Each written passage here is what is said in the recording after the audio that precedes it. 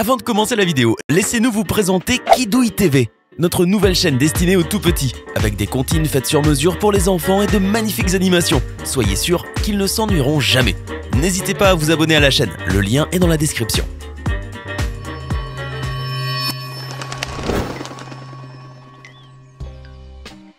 Bonjour et bienvenue à tous. D'actrice hollywoodienne à un véritable guépard en chair et en os, voici les choses les plus bizarres que les gens ont trouvées dans leur jardin.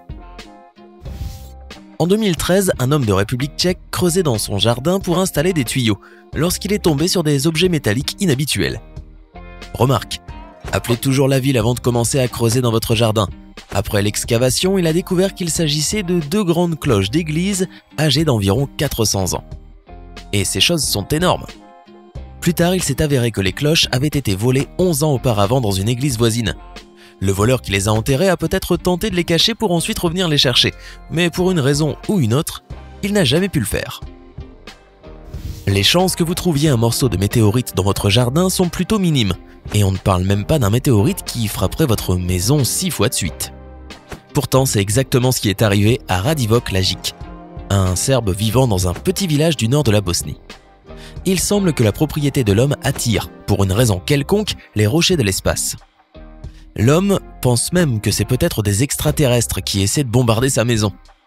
Lajić a vendu une des météorites pour payer le renforcement de son toit contre de futures attaques. Pendant ce temps, les scientifiques étudient le bâtiment pour voir s'il possède des propriétés magnétiques spéciales. Assez fou, non?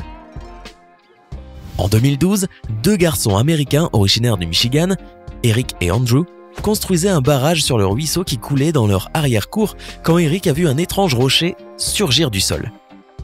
Eric pensait que c'était une pierre, mais son cousin Andrew sut immédiatement qu'il s'agissait d'un os d'animal. Le père d'Eric, un médecin interne, le confirma. La famille a fait appel à un paléontologue du Cranbrook Institute of Science à Bloomfield Hills, qui a ensuite authentifié l'os comme étant un axis, ou os du cou, provenant d'un mastodonte âgé de 13 000 ans. En 2015, un entrepreneur travaillant sur la propriété d'un client a découvert 42 os.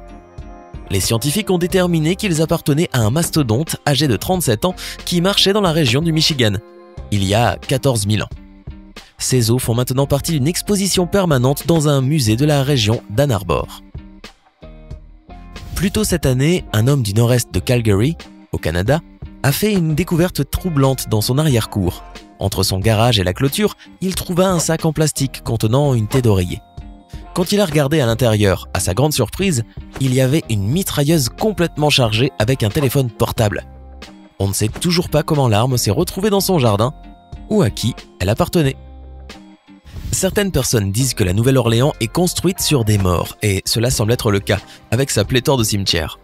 Lorsque Vincent Marcello de la Nouvelle-Orléans en Louisiane décida de creuser une parcelle dans son arrière-cour arrière pour y aménager une piscine, il découvrit un cimetière historique datant des années 1700. Les ouvriers dénichèrent 13 cercueils contenant des restes humains. Les cercueils étaient empilés les uns sur les autres dans la propriété qui était auparavant le cimetière de Saint-Peter avant sa fermeture pour cause de surpopulation.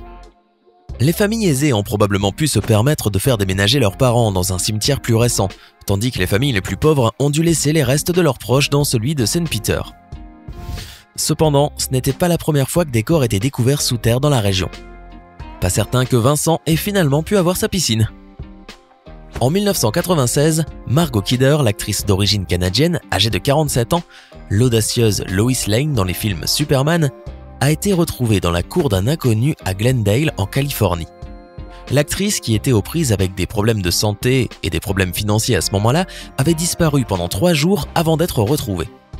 Elle était supposée s'être rendue en Arizona par avion depuis Los Angeles pour donner un cours. Cependant, quand elle n'est pas arrivée, son responsable a fait une déclaration de personne disparue. Selon la police, elle était effrayée et paranoïaque, portait des vêtements sales et il lui manquait des dents. Sa paranoïa était centrée autour de son ex-mari qui, selon elle, était à la tête de la CIA et cherchait à la capturer. Elle s'était même coupé les cheveux avec une lame de rasoir pour tenter de se cacher. Plus tard, les médecins lui ont diagnostiqué un trouble bipolaire et l'ont placée dans un établissement psychiatrique où elle s'est complètement rétablie. Elle se suicide cependant par surdose de drogue et alcool le 13 mai 2018, à l'âge de 69 ans dans sa maison de Livingston, au Montana. Un jour de 2008, Toby, âgé de 9 ans, originaire de Hamerton, au Royaume-Uni, a couru vers sa mère en hurlant qu'il venait de voir un guépard dans le jardin. Sa mère a rejeté ses affirmations jusqu'à ce qu'elle regarde par la fenêtre de la cuisine. À son grand étonnement, elle s'aperçut alors que son fils ne plaisantait pas. Il jouait dans la cour avec sa bicyclette quand il a soudainement vu le gros chat africain. Ou plutôt, le gros chat l'a vu. Toby a couru de toutes ses forces jusqu'à être en sécurité et heureusement, le guépard n'avait aucun intérêt pour les petits garçons. L'animal, un mâle nommé Akea, a plutôt décidé de mâcher les pneus et le siège du vélo de Toby. Le prédateur de 2 mètres de long s'était échappé d'un refuge animalier situé à proximité. Les gardiens sont bientôt arrivés à la maison et ont ramené Akea chez lui dans son enclos. L'incident a terrifié le pauvre Toby et je le comprends car personne ne s'attend à rencontrer un guépard en Angleterre. Cependant, les gardiens ont minimisé l'incident, affirmant qu'Akea était aussi docile qu'un chien puisqu'il avait été élevé par des humains depuis son enfance. Mouais, je m'en approcherai pas pour autant. En août 2011, Wayne Savage, un menuisier au chômage de 51 ans, originaire de l'Illinois aux États-Unis, ramassait des brocolis dans son jardin lorsqu'il a trouvé 150 000 $ cachés dans un sac en nylon. Il a signalé la découverte à la police, étant entendu que si l'argent n'avait pas été réclamé par quelqu'un d'autre d'ici la fin de 2012, ce serait le sien. Auriez-vous fait la même chose ?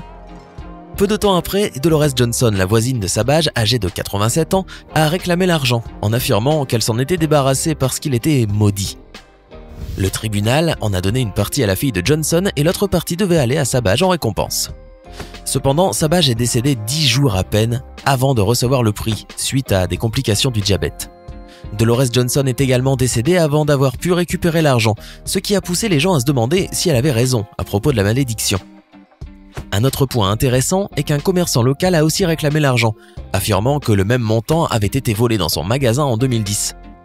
Cependant, la moitié de cet argent a été reversée à la fille de Dolores Johnson et l'autre moitié au fils de Savage.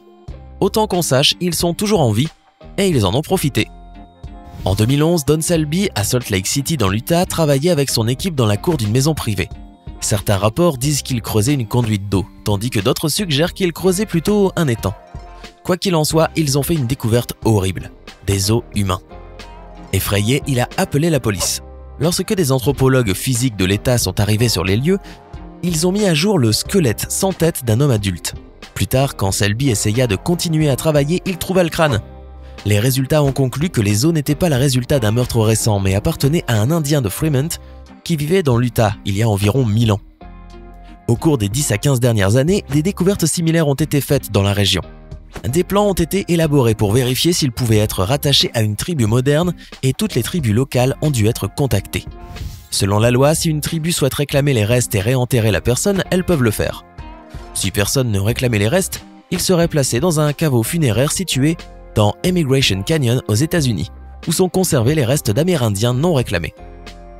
Lorsque l'historien amateur anglais Stephen Davis a commencé ses recherches sur l'histoire de sa maison, il a trouvé une référence à une pierre ancienne appelée Orstone, perdue depuis 350 ans. Finalement, il a commencé à échanger des notes avec une historienne locale nommée Claire Forbes et a décidé de se mettre en chasse. 18 mois après le début d'une recherche active de la pierre, en 1987, il s'avéra qu'elle était dans la cour de Davis, complètement recouverte de lierre. C'est l'avantage de vivre dans une maison historique. Les surprises sont partout. La première mention de la pierre se trouvait dans un document juridique rédigé au XIIe siècle, et la dernière figurait dans un dossier fiscal du XVIIe siècle. On pense qu'elle aurait marqué un lieu de sépulture datant de l'âge du bronze et remonterait à environ 2500 avant Jésus-Christ. Au moment de la découverte, la Commission des bâtiments et monuments historiques d'Angleterre a déclaré la pierre monument antique classé. Félicitations à Stephen. En 1978, Gary Johnson, âgé de 17 ans de Palos Verdes en Californie, a remarqué un gros rocher qui sortait d'une colline entre sa maison et celle d'un voisin. Il semblait avoir une forme d'os.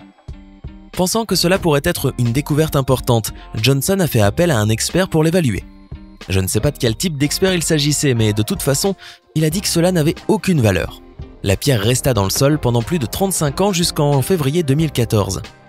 Un jour, Gary Johnson, désormais âgé de 52 ans, regardait tranquillement les informations lorsqu'il vit un énorme fragment d'un crâne de cachalot vieux de 12 millions d'années, découvert à quelques centaines de mètres seulement de l'endroit où il avait trouvé la pierre. Johnson appela un autre expert, un paléontologue du Natural History Museum, et cette fois, il eut de la chance. Le paléontologue estima que le fossile était la mâchoire, le crâne et les fanons d'une baleine très rare, datant de 14 à 16 millions d'années. Les fossiles de baleines à fanons sont très rares, avec une vingtaine de spécimens connus dans le monde entier. Alors laquelle de ces choses vous a le plus surprise? Laquelle auriez-vous aimé découvrir si vous aviez pu? Faites-le nous savoir dans les commentaires. Hey, c'est tout pour aujourd'hui. Si vous avez aimé la vidéo, n'oubliez pas de la liker et de la partager avec vos amis. Et si vous êtes nouveau sur la chaîne, n'oubliez pas de vous abonner et d'activer la notification. Bye bye!